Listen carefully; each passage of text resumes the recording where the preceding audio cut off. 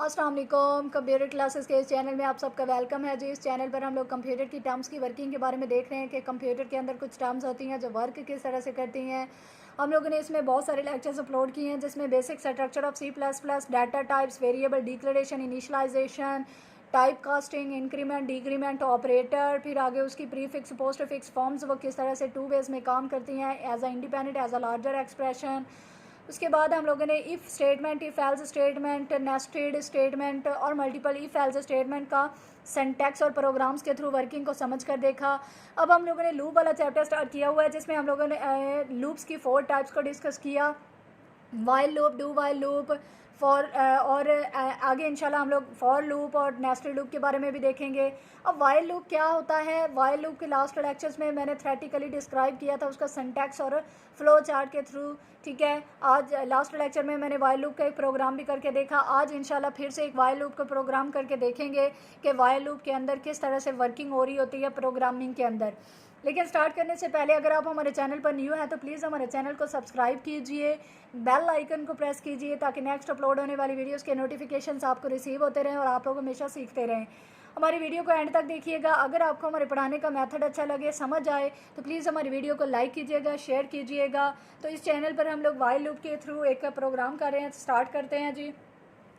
Right a program that display the 3 numbers and their sum using the while loop. वो कह रहा है कि आप एक प्रोग्राम लिखो जिसमें आपने 3 नंबर्स को डिस्प्ले करवाना है स्क्रीन पर और फिर इन 3 नंबर्स का आपने सम करना है और फिर उसको भी डिस्प्ले करवाना है यूजिंग द वाइल लूप। ठीक है, उसके बाद hash include iostream dot H. Hash हमारा स्टार्टिंग पॉइंट होता है, इंक्लूड हमारा प्री प्रोसेसर डायरेक्टिव होता है, आयोस्ट्रीम हमारे पास हेडर फाइल होती है और डॉट एच हमारे पास होती है जो extension of header file. Conio dot H भी हमारे पास एक हेडर फाइल का नेम होता है। आप लोग चाहें तो एक प्रोग्राम के अंदर जितनी मर्जी हेडर फाइल्स को इंक्लूड कर सकते हैं, लेकिन वो डिपेंड कर रहा होता है आप लोगों की प्रोग्राम की बॉडी के अंदर यूज़ होने वाले फंक्शंस पर। वॉइड हमारे पास होती है रिटर्न टाइप जो नल रिटर्न करती है। मेन हमारे पास होता है जी मेन फंक्शन। उसके बाद कर्ली ब्रैकेट स्टार्ट के साथ बॉडी ऑफ लूप स्टार्ट होती है।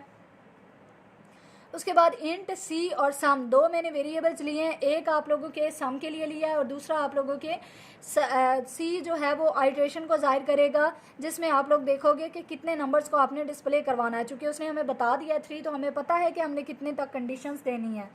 क्लियर स्क्रीन एक ऐसा फंक्शन होता है जो आपकी स्क्रीन को क्लियर आउट करने के लिए यूज़ होता है। c is equal to 1। अब c जो वेरिएबल है उसको मैंने 1 के साथ इनिशलाइज करवा दिया है।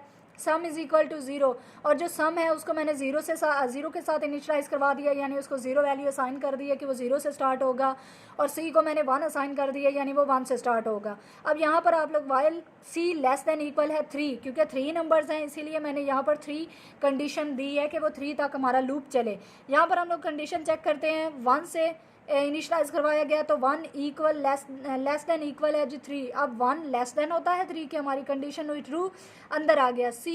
अब c आउट c और c की वैल्यू जो कि c जो है वो डबल कोट्स के अंदर नहीं लिखा हुआ है, वैसे लिखा हुआ है, तो इसका मतलब क्या है कि उसने c की वैल्यू को ही डिस्प्ले करवाना है जो कि है 1। तो यहाँ पर वो 1 को डिस्प्ले करवाने के बाद एंड लाइन की तरफ जाएगा। एंड लाइन होने की वजह से कर्सर आपका यहाँ पर मूव कर जाएगा नेक्स्ट लाइन पर।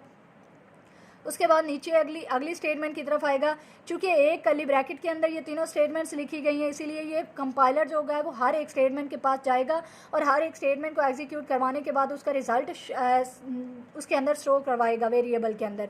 अब आप लोग देख सकते हो कि सम की वैल्यू मैंने 0 ली हुई है, 0 प्लस सी की वैल्यू क्योंकि 1 है इसीलिए 1, 0 प्लस 1 हो गया जी हमारे पास 1। सम के अंदर 1 स्टोर हो गई। अब c प्लस 1 है, c प्लस 1 यानी c की वैल्यू जो थी वो 1 थी, 1 प्लस 1 2 हो गई, 2 इसके अंदर स्टोर हो जाएगा। अब यहाँ पर इंक्रीमेंट लगने के बाद दोबारा से वो कंडीशन को चेक करेगा। अब आप लोग यहाँ पर देख सकते हो कि 2 लेस देन इक्वल है जी 3। अब चूँकि आप लोगों की वैल्यू कंडीशन जो है वो ट्रू हो जाती है जिसकी वजह से आपका कंट्रोलर बॉडी ऑफ लूप के अंदर मूव कर जाएगा। यहाँ पर आप लोग देखें कि सी आउट सी करवाया गया, सी की वैल्यू अब क्या है 2, तो वो यहाँ पर 2 को प्रिंट करवा देगा। उसके बाद आप लोग देखें कि एंड लाइन है तो एंड लाइन की वजह से आपका कर्सर जो है वो यहाँ पर मूव कर जाएगा।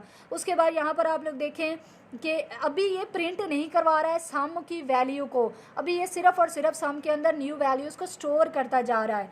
तो उसके बाद आप लोग देख सकते हो कि सम के अंदर 1 स्टोर था, पिछली वैल्यू हम लोगों ने नेक्स्ट वैल्यू यूज़ करनी होती है जो लास्ट में हम लोगों ने स्टोर करवाई हो। तो सम के अंदर 1 था जो ये था, उसके बाद सी की वैल्यू क्या थी 2। अब 1 + 2 हो गई जी हमारे पास 3। उसके बाद ये यहाँ पर अब 3 स्टोर हो गया सम के अंदर। उसके बाद यहाँ पर आप लोग देखें सी की वैल्यू पीछे थी जी 2, 2 + 1 इंक्रीमेंट लगा तो 3 हो गई। यहाँ पर आएगा 3 लेस देन इक्वल है 3 के, कंडीशन चेक हुई जी 3 इक्वल होता है, लेस नहीं होता है लेकिन इक्वल होता है 3 के, हमारी कंडीशन हुई ट्रू। अंदर आ जाएगा सी आउट, सी करवा देगा। सी की वैल्यू क्या है जी हमारे पास 3। उसके बाद एंड लाइन की वजह से, एंड लाइन को एग्जीक्यूट करवाने की वजह से हमारा कर्सर यहाँ पर आ जाएगा। अब यहाँ पर आएँ तो सम की वैल्यू हमारे पास जो पिछली थी ना वो 3 थी। उसके बाद 3 प्लस, अब आपके पास जो सी की वैल्यू है वो हमारे पास है जी 3, तो 3 + 1 3 + 3 हो गया। 3 हमारे पास सम में जो पिछला स्टोर था और सी की वैल्यू जो है वो 3 है, ठीक है। तो 3 + 3 हो गया जी 6 है, ठीक है। अब आगे आएगा यहाँ पर 3 + 1 इंक्रीमेंट लगेगा, दोबारा से आएगा, कंडीशन चेक करेगा 4, क्योंकि 3 + 1 4 होता है। 4 लेस देन इक्वल है 3, ना तो 4 लेस होता है और ना ही इक्वल होता है, जिसकी वजह से आपकी कंडीशन हुई फॉल्स। हमारा जो कंट्रोलर और कंपाइलर होगा वो इन सारी स्टेटमेंट्स को स्किप करेगा जो कि बॉडी ऑफ लूप के अंदर हैं और नेक्स्ट स्टेटमेंट की तरफ चला जाएगा। अब यहाँ पर आप लोग देखें कि नेक्स्ट स्टेटमेंट पर क्या लिखा हुआ है, सी आउट डबल कोट्स के अंदर सम इज इक्वल टू, चूँकि एंड लाइन एग्जीक्यूट हो गई थी इसीलिए नेक्स्ट लाइन पर हमारा जो हम लोगों ने डबल कोट्स के अंदर स्टेटमेंट नेक्स्ट के अंदर लिखा होगा वो एज इट इज़ प्रिंट हो जाएगा, सम इज इक्वल टू। अब सम के अंदर जो कुछ भी पड़ा है, सम के अंदर क्या पड़ा है जी हमारा, यहाँ पर आप लोग देखें 6 पड़ा है, क्योंकि हम लोगों ने पुरानी वैल्यूज़ नहीं यूज़ करनी होती हैं, हम लोगों ने न्यू वैल्यू जो लास्ट टाइम उसके अंदर रिसेंटली स्टोर करवाई होती हैं वो यूज़ करनी होती हैं, वो है जी 6 है। यहाँ पर वो 6 को प्रिंट करवा देगा। उसके बाद हमारा जो कंट्रोलर है वो इस स्टेटमेंट को एग्जीक्यूट करवाने के बाद, ठीक है, यहाँ पर आएगा गेट फंक्शन की तरफ। तो गेट एक ऐसा फंक्शन होता है जो आपके आउटपुट को स्क्रीन पर जितनी देर आप लोग चाहते हैं उतनी देर रखने के लिए यूज़ होता है। आई होप कि वाइल लूप के थ्रू हम लोगों ने जो प्रोग्राम किया जिसमें 3 नंबर्स लिए और फिर उनका 3 नंबर्स को भी डिस्प्ले करवाया और उनके जो 3 नंबर्स को अगर ऐड किया जाए तो उसके सम को भी हम लोगों ने डिस्प्ले करवाया। अब आप लोग यहाँ पर टेस्ट भी कर सकते हो। यहाँ पर देखें 3 वैल्यू, पहला नंबर हमारा 3, पहला नंबर हमारा 1, फिर दूसरा नंबर हमारा 2 और तीसरा नंबर हमारा 3। 3 + 2 हो गया जी हमारे पास 5 और 5 + 1 हो गया हमारे पास 6, ठीक है। तो इसका मतलब क्या हुआ कि जो उसने प्रिंट करवाया है 6 वो हमारी वैल्यू ठीक है, ठीक है। आई होप कि वाइल लूप के थ्रू ये वाला प्रोग्राम आपको समझ में आया होगा। अगर आपको हमारी वीडियो अच्छी लगी हो तो प्लीज़ इसको लाइक कीजिएगा, शेयर कीजिएगा। अगर आप हमारे चैनल पर न्यू हैं तो प्लीज़ इसको सब्सक्राइब कीजिएगा। नेक्स्ट इंशाल्लाह एक और प्रोग्राम, एक और वीडियो के साथ हाजिर होंगे। तब तक के लिए अपना बहुत सारा ख्याल रखिए। अल्लाह हाफिज़।